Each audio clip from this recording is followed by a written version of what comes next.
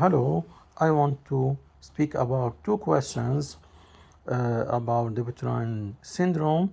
Which of the following structures is not likely to be affected by Dupuytren's contracture?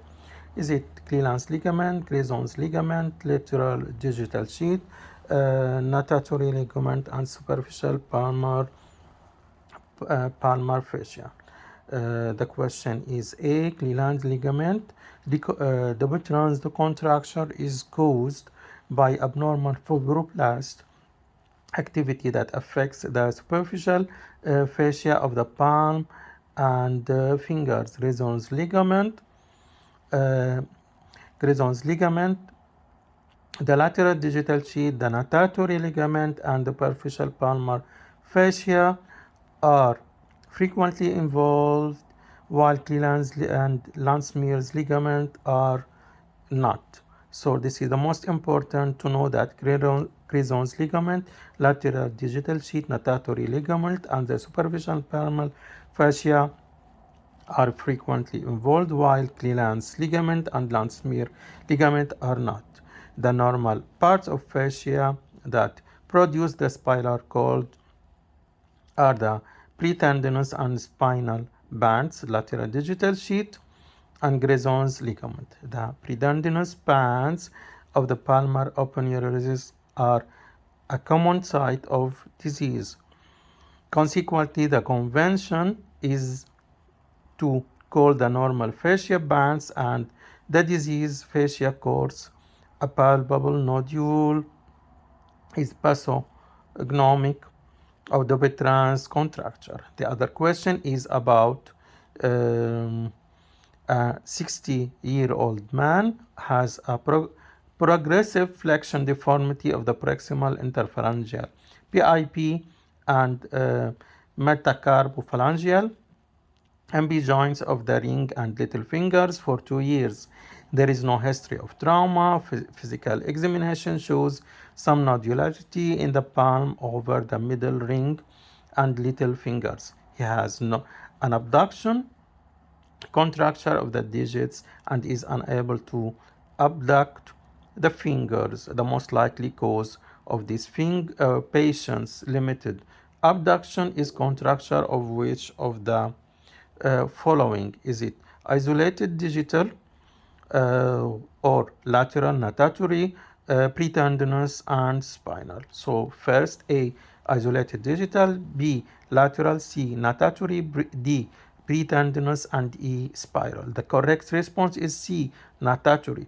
The patient who has Dupuytren's disease is unable to abduct a finger due to contracture of the natatory cord. The natatory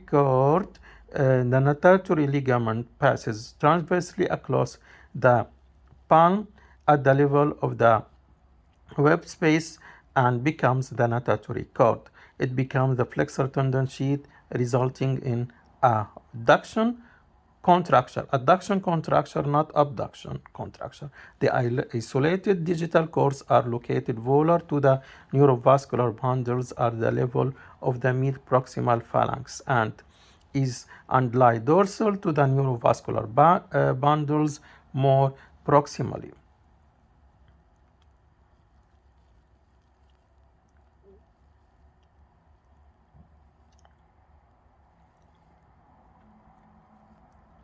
So, this patient who has Dupuytren's disease is unable to adduct the fingers due to contracture of the natatory cord.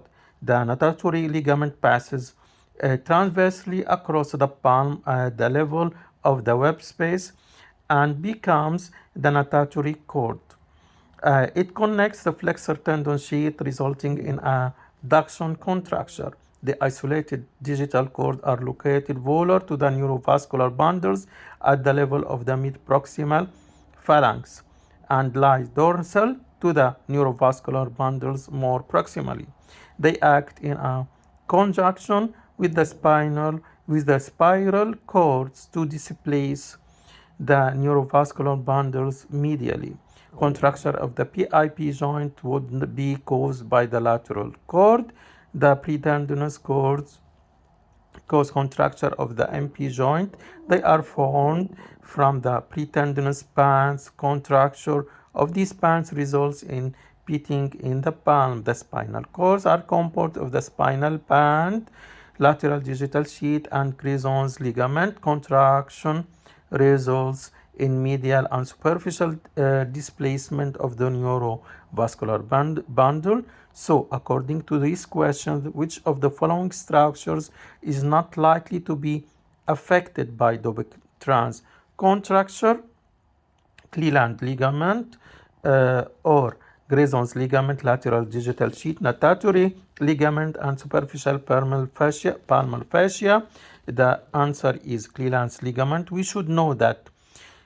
Keep in mind that Grison's ligament, lateral digital sheath, natatory ligament, and the superficial palmar fascia are frequently involved.